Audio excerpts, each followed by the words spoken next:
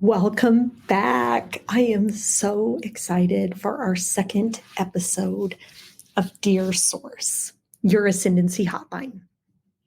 My name is Erin, and I could not be more thrilled for our topic today. So I will start off by reading the letter that I received, and we'll just hop right in. So this says, Dear Source, I've been struggling with setting boundaries for as long as I can remember. I'm a recovering people pleaser, and it's been difficult to break free from that habit. I find myself constantly putting others' needs before my own, even when it's to my detriment. I know that boundaries are essential for healthy relationships, but I'm afraid of hurting people's feelings or disappointing them. I often feel guilty for saying no or asserting myself. I'm looking for guidance on how to set boundaries without feeling selfish or causing conflict. Thank you for your time and consideration. Sincerely, a struggling people pleaser. So, thank you, a struggling people pleaser, for your letter. And I think this is such a great topic because I think it encapsulates a lot of what we see in society today, with, I think, where most individuals reside. Like, we're very caught up in what other people think. And we think that what they think determines our worth and our value. And really, this discussion today is how you start to set boundaries, because if you start to create separation, if we remember the fundamental principles of who we are, that we are the divine, that we are God Himself made manifest, we are God eternal within the body, we are here as an emanation of God, that the only way that God can experience Himself is through an expression of us. And the only way we know God is through the remembrance of who we truly are, that we are our soul, that we are that divine blueprint that makes our soul uniquely ours and no one else's. And we are here to also remember that and stand in that truth. And in remembering that and standing in our truth, we express the light of the divine through us. And I know it talks in scripture about we are here to shine our light, and we're not here to dim our light. Anytime we choose to do something to make somebody else feel comfortable or happy, or to please them potentially, this is what they're looking for, so I will be that, we actually are not honoring ourselves. So anytime we're not in our full truth of who we are as an individual, and to know that that strength is like an oak tree. It is strong, it is steady, and we're here to hold firm in that and to sway with the loving knowingness that everyone else is also an oak tree. And how we start to then energetically set boundaries is by knowing who we are and holding that vibration and holding that frequency. We actually, as we start to really do the inner work, when we start to really focus on ourselves and focusing on our internal frequency of who we are, because we are here to be in right relationship with everybody else. There's only one collective consciousness here. There's only one of us here. So every other person we are experiencing is a mirror reflection of ourselves as well. So There's no need to people please. What that person is offering you is an opportunity for you to stand in your truth, to stand in your true version of your authenticity. And when you have the opportunity to do that, we've kind of conflated here and got it wrong of like, I can stand in my truth and still be all love, still be the Christ-like in the way that I interact with every other person. I don't have to say mean things. I don't have to say, you know what, X, Y, and Z. Like, these are my boundaries, don't cross them. When you step into that truth, you know exactly who you are. You start to also emanate that and put that out into the world. And then you can lovingly express, you know what, this is how I hold and see myself. And that person may or may not give you feedback, but if they are, that's also an opportunity to go, am I really standing in my truth? Am I really offering the frequency where I'm holding my rooted, grounded self in the knowingness of who we are? We are here all to be our divine expression of ourselves. And when we know that we're the divine expression of ourselves, how other people view us and the energy to try to keep them happy or maybe not share your opinion starts to diminish, because you also know that there's a detachment from that. That isn't you. You're not over identified with the ego self.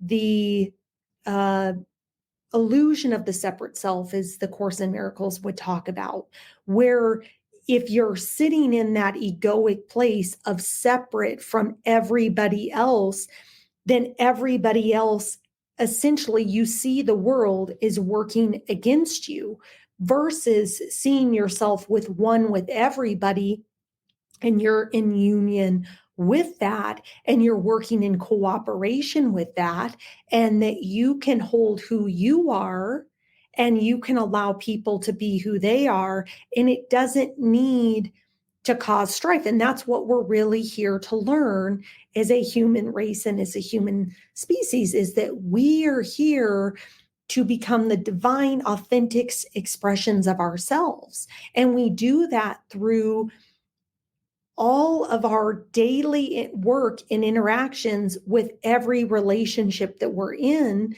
to explore the truest essence of who we are. So when we know who we are and we know we're one with everybody else, it's coming into the concept of I am my brother. I am the person that's my boss at work, and I want to keep them happy. I'm not going to say anything. I'm just going to put my head down and work, but internally I'm miserable. Well, that internal misery is then creating that disalignment from yourself. So you're now not operating at your highest frequency. So you have to then get in and explore, like, what is it about that situation? Fear, control, lack, attachment to the outcome, whatever it might be, that's causing me to want to just placate and keep the situation like, oh, we'll pretend we are getting along here right now. All is well. It's okay. Like, your job as you're the creator of your reality, of being an emanation of the universe, is to take that lesson and to realize, like, there's disalignment here. So what is the lesson right now for me in this that would then make me be able to go into my boss's office and to be completely grounded in who I am, and to be able to articulate what I think, what I have to share, what's my wisdom, and to be detached from their reaction to it and whatever they give back. When you're grounded in the truth of who you are, in your true frequency, your truest authenticity, you're then going to be able to be that oak tree. And when the boss's thoughts or whatever they have to say comes back at you, you get to just kind of sway with that. You get to receive that from a loving place. If you can see your boss is another emanation of God, a child of God, and that where they're operating from is the highest frequency that they're at, and you can be loving towards that and know that their reaction is theirs, your reaction is yours, and how you feel internally is just a GPS to internally align to a higher degree of consciousness. And that's the only journey we're here on our human path, is to take every moment in every situation to continue to bring us back to the divine knowingness of who we are. So when we're trying to please others to make them feel more comfortable, and we're not honoring our authenticity and our truth, and we're dimming our light to make them feel more comfortable, well, the only person that truly violates is you. We're here to shine our lights bright. And when we shine our bright light, and when we stand in the knowingness that we are an emanation of God, we are God itself, made manifest on this earth. We are here in unison with everything and everyone in divine relationship. All of them are God, and I am in relationship with those, seeing myself in that and remembering our oneness with that. Then we can move through, and we're not people pleasing. We're not people pleasing at that point. We're honoring ourselves. And whatever God gifted you, each one of us has a unique frequency. Each one of us has a unique gift to offer this world to tune into. That if you can hold that frequency and that knowingness, and that is your role and responsibility, whatever else happens is just an opportunity to grow and tune in and tap into that. And every other individual has to be doing the same. As when you also step into this work, and you step into, how do I just keep attuning myself to the highest vibrational frequency of who I am, you start to become less and less concerned about what other people are thinking or what other people are doing, because you see them as you see them as an emanation of God, you see them through the divine eyes, and to love them for exactly where they are at on the journey. And there is no judgment. Because when you judge somebody, that's also an internal compass to come back into yourself to go, why am I holding that judgment against that individual? Our only job here is to become the highest expression of our frequency, our highest vibration, the highest form of which God made manifest for us, and to use every opportunity gifted to us to tune into that and to honor everybody else's frequency and where they're at and where people shift and are at. Again, attachment is from our ego. Oneness is knowing we're all interconnected, and it's all eternal, and it's all divine. So if I can move beyond being attached and being attached to that individual in relationship to people pleasing and what that means, then we can drop out of our struggle, because it's like, I'm already in union with this person on a soul and eternal level. Whatever form is going on in the 3D world is for my highest and greatest growth. So there's going to be people that are going to come in and out of your life. Sometimes they come in, they leave permanently. Sometimes they come in, they stay. Sometimes they come in, they go out, they come back in. God has a divine plan. We actually don't need to attach to any of that. That's our ego, because our ego is trying to assign, label, attach. What does this mean?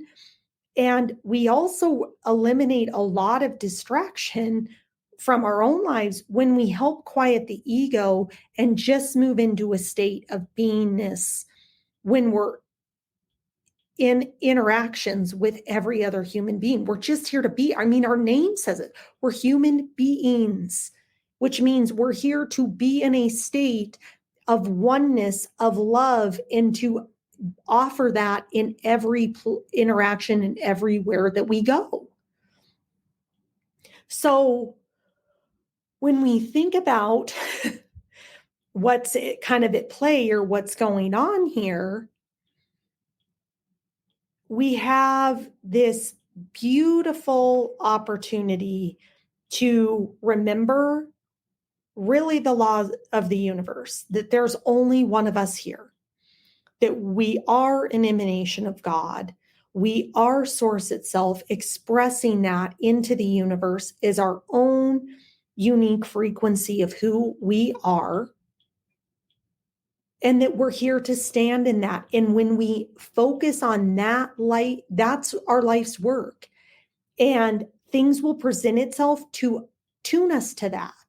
So when things are happening, we want to go within to point that back within ourselves to go, what is my lesson to get back into alignment with the highest frequency of myself? Because when we're tuned into that, we then become truly authentic. We become truly free because we're truly the authentic expression of ourselves.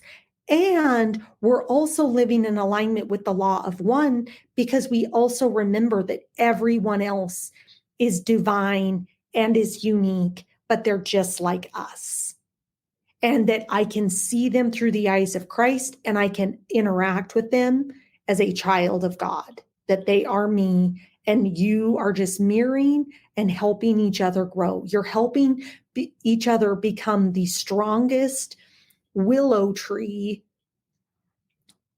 and that we have the ability to sway with the love that we know that they are us, and that we can offer that. So if we harm somebody else, and people pleasing is harming ourselves, but when we harm another through negative words, negative actions, truly the only person that we're harming is ourselves. Like, we think we're doing, it's like, I'll tell you, but really the only person that we are violating is ourselves, because we're acting out of alignment with the oneness of God.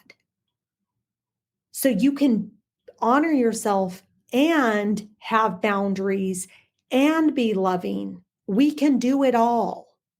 And it doesn't mean you have to be soft and uncompromising. It means that you can stand in the truth of who you are, and you can hear the truth of everybody else and help them access their truth, and know that no one needs to have walls built or put up because people are viewing things different ways. Because again, we all have a different frequency. We all have a different offering here on this earth, and we are not to conform. There is no, you can't possibly make a world where it's like we're all equal. Yes, we're all equal because we're one, but we're all unique in the frequency of who we are and what we do.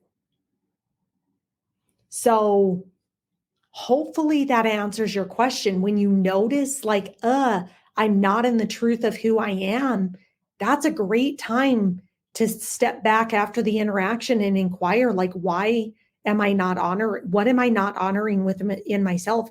And what was that person giving back to me for me to step more into my truth? So incredible question, because I think as a society, this is what we're here to heal. We are here to heal this. We are here to honor ourselves. We are here to go on the greatest love story of our lives, which is falling completely in love with ourselves and knowing ourselves completely. So if you ever want to talk more about this, please reach out. I am available if you ever want to book a free consultation with me and spend 45 minutes to an hour together just to talk about you and where you're at and what's going on.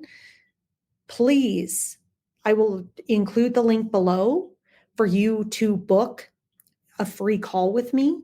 And I'm also working on creating an incredibly collaborative community where you can have all your spiritual and physical 3D aspects met, really honoring the body, the mind, and your soul to be the complete wholeness of who you are, in a community where you can get coaching from experts, what you need to really align and honor to the highest frequency to who you are. So that's in the works. So more to come on that group and what that will look like.